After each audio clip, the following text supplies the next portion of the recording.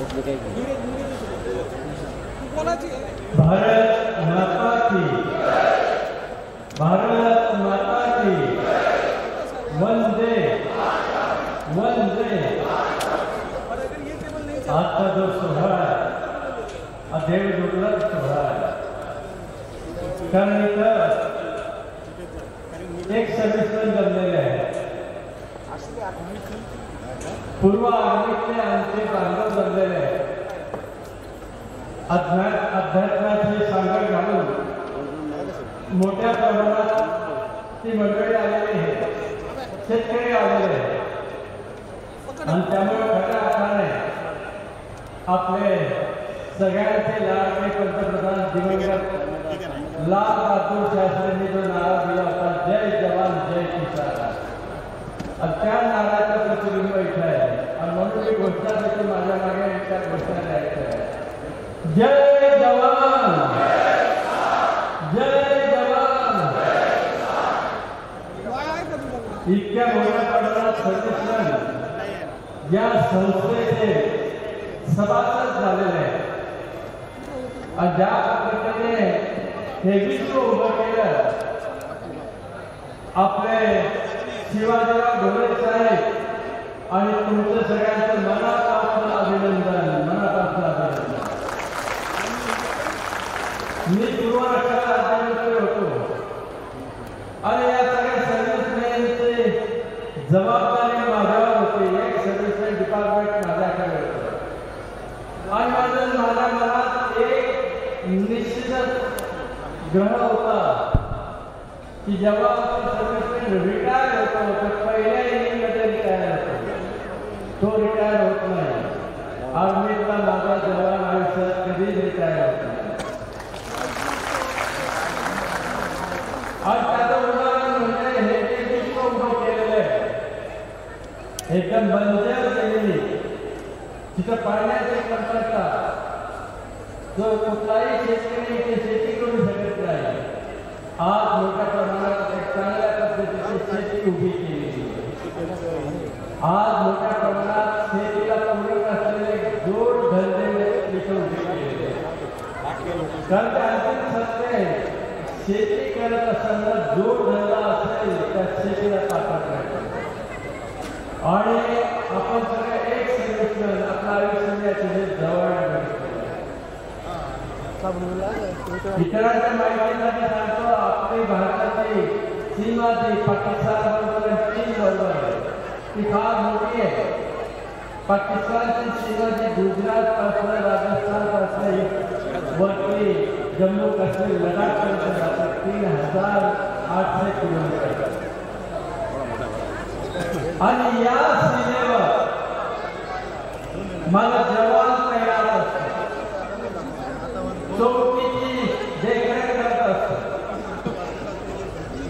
आणि त्या चौकीवर आमचे 20-25 जवान असतात, बंकर मध्ये राहतात,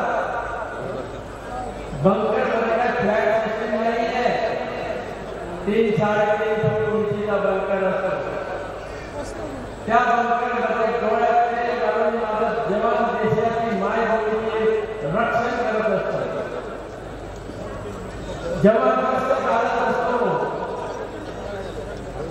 तो काय अल्जेरिया दाबाची बॉर्डर नाही आहे, पाकिस्तान आणि भारताची बॉर्डर 1947 पासून तर आतापर्यंत असा एक दिवस झाला नाही की बॉर्डरवर गोळीबार झाला नाही आणि म्हणून मला जवान जेव्हा कष्ट घालत असतो, डोळ्यात तेल घालून मायभूमीचं रक्षण करतो, तेव्हा त्याला माहिती आहे 22,000 फूटवर उंचीवर तो रक्षण करत असतो, हिवाळ्यात -40 टेम्परेचर असतं काही ठिकाणी, 8-10 फूट बर्फाचा थर असतो, अशा अवघड परिस्थितीत देशाचं रक्षण करत असतो आणि त्याला माहिती आहे समोर 100 मीटरवर शत्रूची चौकी आहे, तो आपल्याकडे बघतोय, त्याची गोळी आपल्या हृदयाला घाव घेऊ शकते, मॉर्टर आपल्या शरीराच्या चिंध्या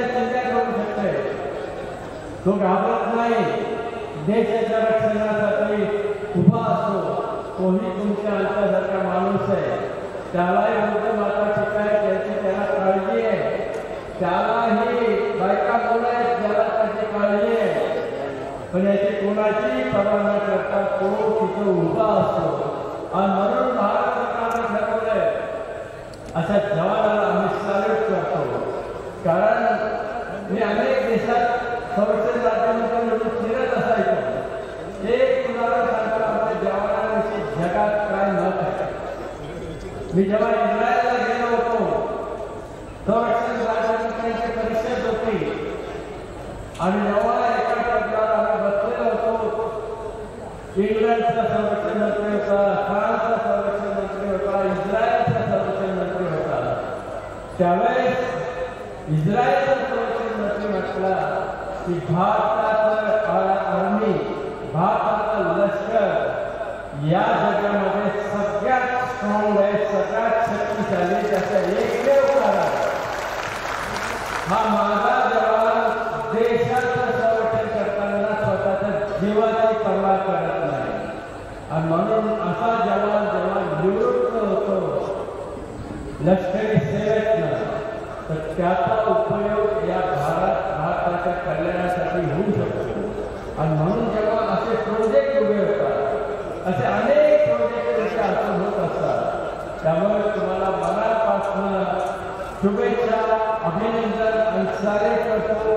आणि शिवाजी बाबांना याच्याही पुढे मोठमोठे प्रकल्प आणण्यासाठी भारतीय जनता पक्षाच्या माध्यमातून एनडीए सरकार संपूर्ण मदत करेल. जिथं आमची मदतीची शक्यता असेल तिथं आमचं तालिका वाटाई आणि आमच्या महात्मा शाळेत आलेले आहेतच. आणि इथंच चालतो. पुणे शुभेच्छा. जय हिंद, जय महाराष्ट्र.